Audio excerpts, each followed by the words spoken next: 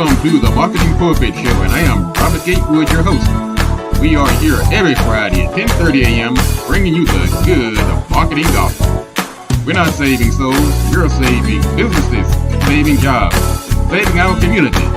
Now, if I happen to save a soul along the way, don't hold that against me. We'll just call that icing on the cake. Now, the mission at Marketing Pulpit Show is to build strong businesses in our community so that we can put our people to work. And we do that with business development, job creation, and service. So if you ever find yourself in a business crossroads and not sure which way to turn, just turn on the Marketing Pulpit Show because we're on a mission. The show is broadcast live from the illustrious Radio 1 studio. Welcome to the show. This is the Marketing Pulpit Show. I'm Robert Gatewood, your host, and I'm here every Friday bringing you the good marketing gospel. Not here to save your soul. I'm here to save your business. And we do that with good customer service, creating jobs, building our community, laying down an economic foundation. And say the name Marketing Pulpit, well, if I happen to save a soul in the process, that's okay too. But the name came from my dad, who was a Baptist minister. Got an exciting show today. I'm Robert Gatewood, your host. I am a business developer by trade. I actually have a company called Gatewood Marketing and Web. Been doing that for 25 plus years. I'm also a professor at the Prince George's College here in the DC area. Written a couple of books in the government space. I'm out here. In other words, I got my receipts. But I'm here to share this information with you because we're in some challenging times. A lot of folks are starting to own business because of circumstances, some because they just desire to be free. Whatever the reason, you need the resources and the information to be successful. Don't try to do this alone. Not only is it not a good idea, it's not necessary when you have resources. This is the first show in May of 2025, and got a lot going on this month. Matter of fact, later in the show, we're going to talk about is your net worth dependent upon your network. People have been saying that for many years. We're going to talk about it and some other things going on. We're also going to talk about some things in the news. And we also have our first Friday networking event in the DC area. If you're in the DC area, come on out to 9701 Apollo Drive. I'll be there along with Miss Bernadette Clay, the owner and CEO of BLE Executive Suites. We'll have a great time, do some networking, building your network and trying to up that net worth. So come on out, join us.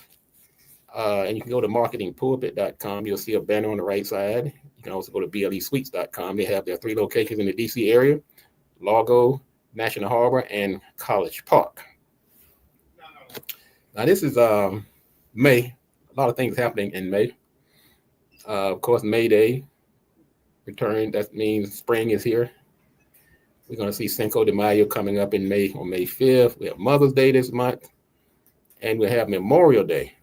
We also have some observances such as Better Sleep Month. I like that. Small Business Month. Support your small businesses. Once again, in these times that we're in, it becomes more and more important that we coalesce. We come together and support each other. And that includes supporting our small businesses. You really need to do this. I'm just saying, you really need to do this. So I'm going to use this month to champion that cause so that we can support our small businesses. Let's talk about a few items in the news. We're going to be brief today because I need to get downstairs to the event, the live event here in the DC area. Now, if you're not in the DC area, if you want to come on, you're going to tune in. We'll put the information on the website. And you can actually see the last event on the Marketing Pulpit website. You can go to our YouTube channel. You can also go to blesuites.com and you can see the event from last First Friday. Many people have requested that we show the event after the fact, and for the folks who are not able to make it out to the event. Also, let's talk about some things that are happening in the news. I was looking at this news item talking about how in the DC area, how the federal layoffs is going to impact this area. Now, the DC area, which includes Prince George's County, Northern Virginia, Charles County, is one of the most affluent areas for blacks, not only in the country, but in the world. And so we really need to take stock in the impact these federal layoffs are going to have on this affluence. Now, we estimate about 200,000 positions are going to be affected by this layoff, these federal layoffs, if they all go through, which is about $22 billion in lost wages nationwide. And much of this will directly affect the Washington, D.C. area from where I'm broadcasting this show. And the D.C. area is going to lose about almost 34,000 jobs. That's a lot of jobs. That's a lot of cheddar. Now, what's going to happen to these workers? Well, there's a report done that says about 35% will go on unemployment. They'll file for unemployment claims. About 35% will go into the private sector. About 15% will go into state and local jobs. About 10% will retire. And about 5% will start their own businesses. So in other words, there's going to be some scattering about. And when you have scattering and dislocation and confusion, the results are rarely good. Now the fallout from this is going to have some trickle-down effect. That means the local economy in the Washington, D.C. area is going to be drastically impacted by this loss of about 34,000 jobs and this almost $22 billion in lost wages nationwide. Something to think about. Well, also it reminds me of let me draw a parallel. Back in about 104 years ago, there was a place called Tulsa, and we've read about it, we've heard about it. Matter of fact, it's legendary.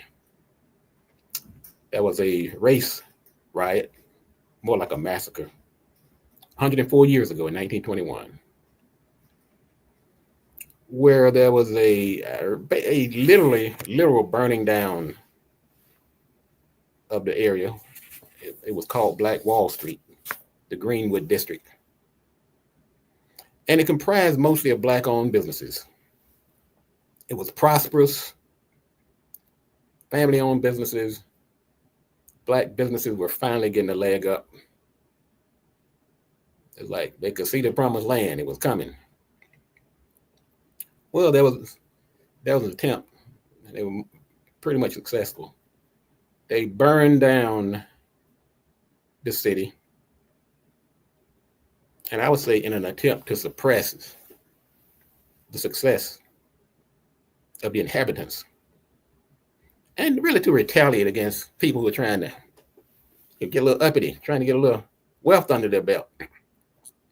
When people are trying to suppress you and oppress you, they don't want you doing well. It goes against their systemic desire to control you. So I'm seeing a parallel between what's happening in Washington, D.C. right now. They're not coming out with the torches and the gasoline cans and some said even drop bombs from the airplanes. Now they're using a different incendiary device called executive orders, DOGE. And they know exactly what they're doing. This is not a coincidence. Because history is replete with examples of where when you pull out the major employer of a city, then economic decline comes along with it. I'm reminded of Detroit and Flint, Michigan, when General Motors and Chrysler downsized or closed their plants. Massive job losses, population decline, urban decay. No, you don't need torches nowadays to kill a city. Just pull out the main employer.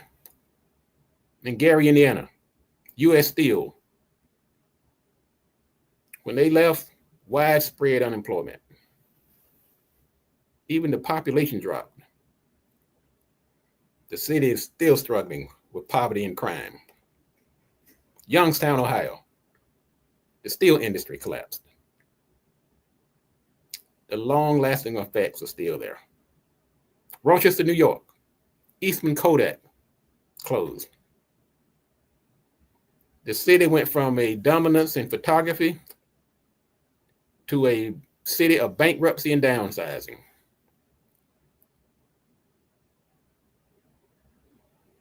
Benton Harbor, Michigan, Whirlpool moved out, moved overseas.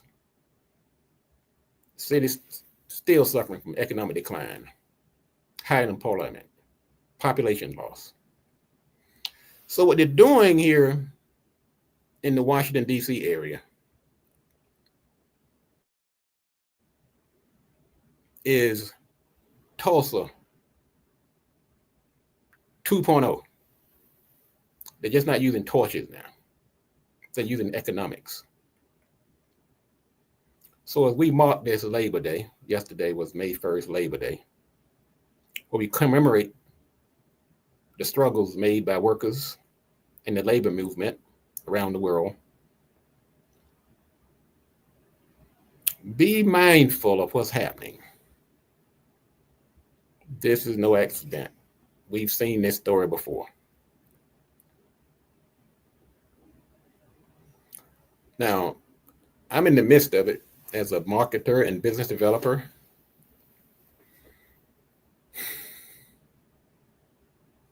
We have to, what we do, take and stop, what we call environmental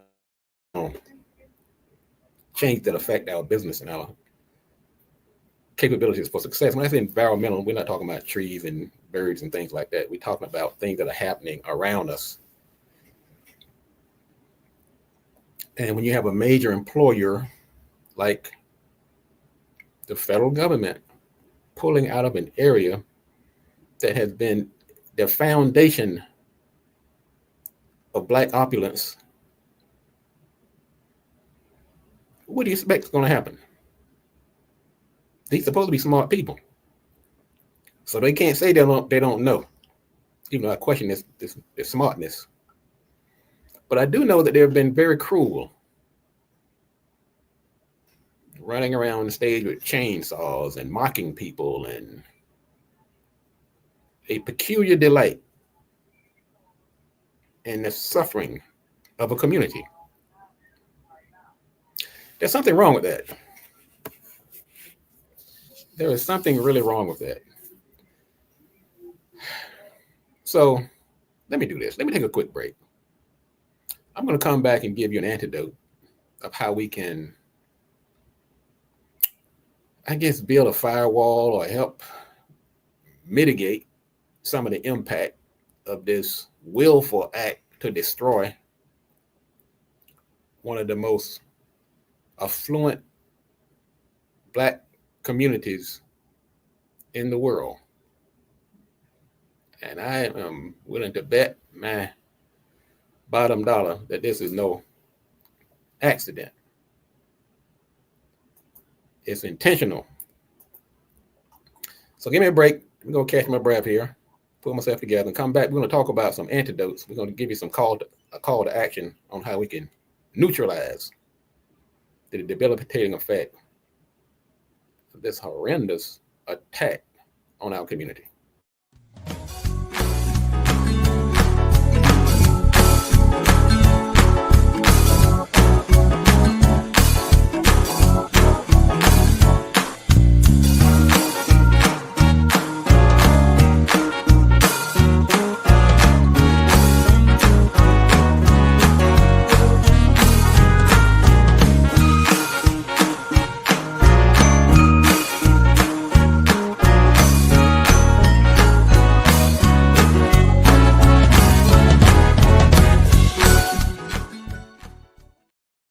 Thank you and welcome back to the show. This is the Marketing Pulpit Show. Robert Gatewood, your host, celebrating 15 years of being on the air. As a matter of fact, we're going to do a commemoration show next week. We're going to bring in one of our original co-hosts, Mr. William Maxwell. And we're also going to talk about authorship, people who are trying to get their name out there, writing books and things like that. So set your calendar and set your watch for next week. We're going to have a very exciting show as we go into we commemorate 15 years of being on the air. We launched this show back in 2010 on Radio 1. And we went Radio 1, then we added a layer of virtual Facebook and YouTube and Instagram and LinkedIn, and the show has been growing ever since. And we are on a mission to build businesses in our community to offset some of the very things that we just talked about, what's happening as a result of these layoffs. We talked about the percentages of people who are going to be displaced, and about 5% of them are going to be starting their own businesses. About 35% are going to retire, 35% are going to just seek unemployment, about 10% are going to be going to state and local, things like that. But let's just say that you're in that 5% seeking to start your own business, or any of them.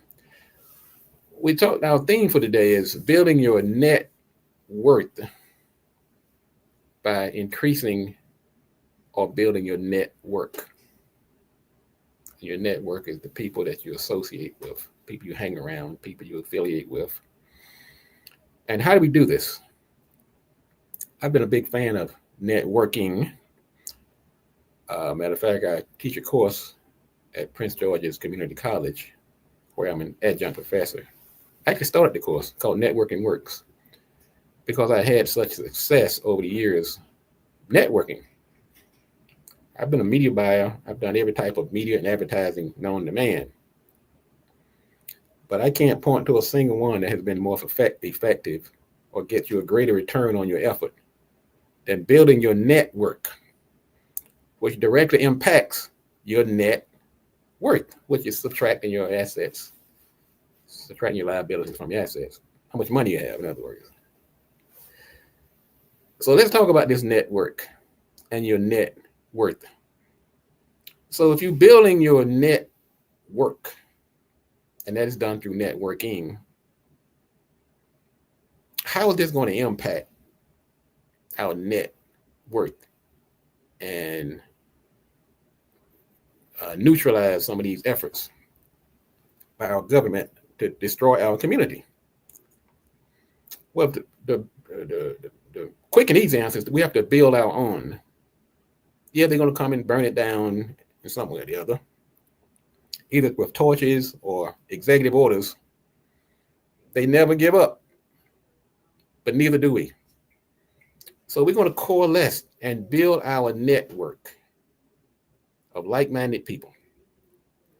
And when you build a strong network, number one, you create opportunities for collaboration.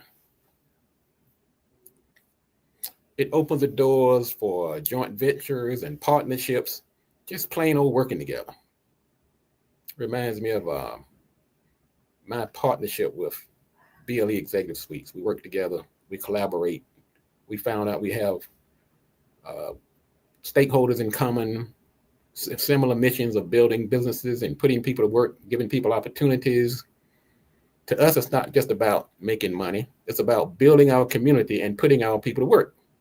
So when you build and increase your net work, you're putting yourself in the path around those type of people. Matter of fact, Miss Bernadette Clay calls it the law of attraction. And we'll be talking about that at the first Friday. Another thing that we do when we build our network,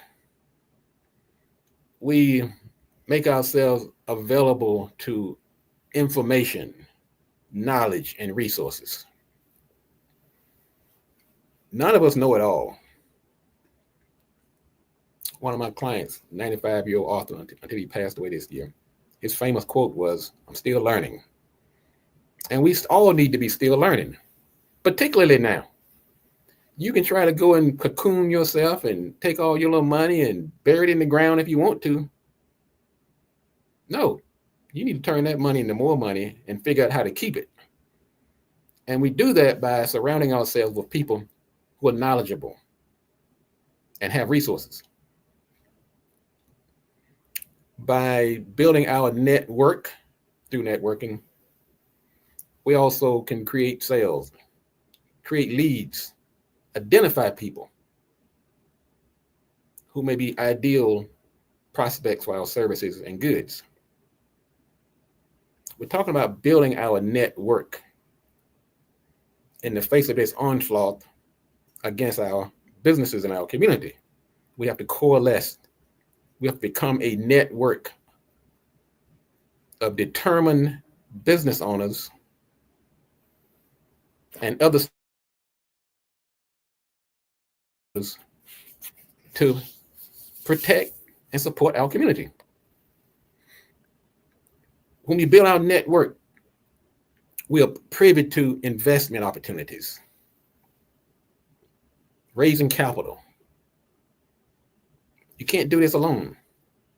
You have to get in the network, and you do that by networking. So we're talking about ways to build your network, to ultimately build your net worth.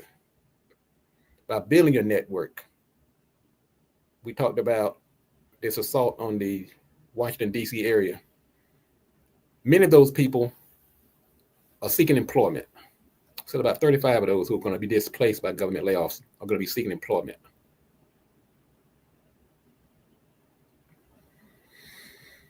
Well, by building your network, you are availing yourself to job opportunities and career advancement.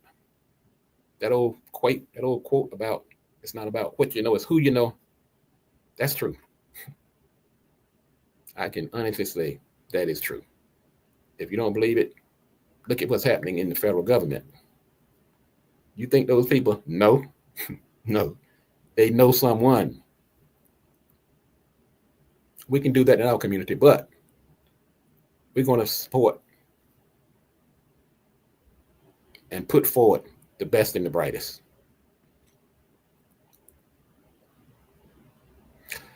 When you build your network,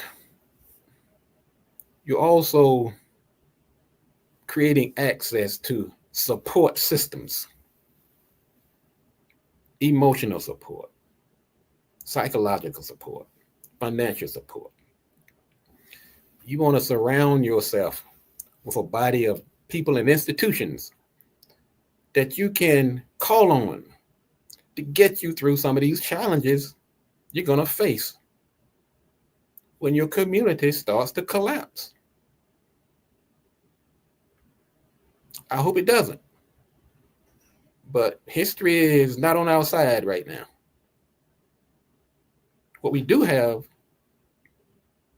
we have the benefit of hindsight. Those that don't understand history will live to repeat it. We understand history. We know what's up. By building your network, you're placing yourself around those with knowledge, and you can learn and develop through workshops and seminars. We don't have time to go back to college. If you're a 55-year-old with a family and a mortgage and a car, we need some knowledge that we can act on right away. I'm not saying don't go to college, but unfortunately, that takes a while. It takes money. Mortgage is not going to wait that long. As a serial networker, as someone who networks and teaches the course, and I know it because I've gotten the letters attesting of how one simple seminar or workshop changed the trajectory of someone's life and their net worth. When you build your network, you create a trust factor, credibility, your brand. You're putting yourself out there among people who believe in you. You don't have to leave the community to find certain services because you're in a network that will recommend you to others because you have a strong reputation. As a business owner, I can honestly say, I don't rely on traditional advertising. Yeah, Facebook and direct mail and email marketing and pay-per-click and content marketing and social media, all those tools are great. I use those tools to add some octane to my face-to-face networking, building my network the old-fashioned way, but getting out here, meeting people that are of similar ilk, who understand the mission of preserving our community, creating lasting legacy, and thwarting the efforts of those who wish to destroy us. So in conclusion, a network is not just a list of contacts, or not just out shaking hands and kissing babies, and yeah, all that stuff is good. But we don't have the luxury right now of the perfunctory stages of networking. We have to add substance. We have to be determined. We have to meet this challenge. And I know folks on the sound of my voice are up to that challenge. So I'm going to get ready to go down here and do a little networking. If you're in the DC area, come on out to 9701 Apollo Drive. We do it every first Friday. We got about 50 people signing up. I was downstairs a few minutes ago. They're putting out more chairs.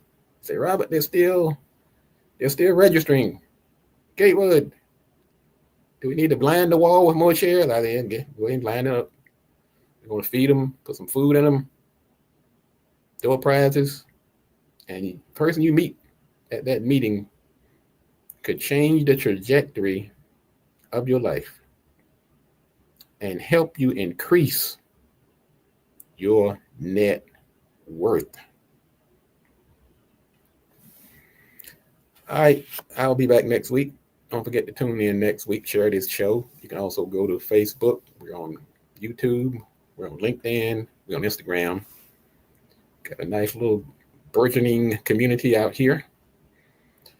And you know what I like about it is that we're not a gossip kind of show. We're not a juicy this or that. We're not talking about shay. Well, we do that a little bit of that too. So, but what we're trying to do is make a difference. And unfortunately, you don't get the same kind of numbers when you're doing something constructive. But that's okay. If I can just change the life of one person, then my work has not been in vain. All right, this is I'll see you next week. This is the Marketing Pulpit Show. And as always, thank everybody for tuning in. Mr. Brown, thank you for tuning in as usual. We'll see you at the first Friday. All the people tuning in on Facebook and YouTube, I see your numbers. I see LinkedIn, Instagram. So come on out if you're in the DC area. Let's go out here and tackle some of these problems. I see Laura. I see Idea Gear. I see Willis. I see David. I see. Welcome. Glad to see you, people. Glad to see you. Glad to see you. So, if you want to be successful, you have to do these three things. Do the right thing, do it at the right time, and you have to do it right. Enough talk. Let's get to work.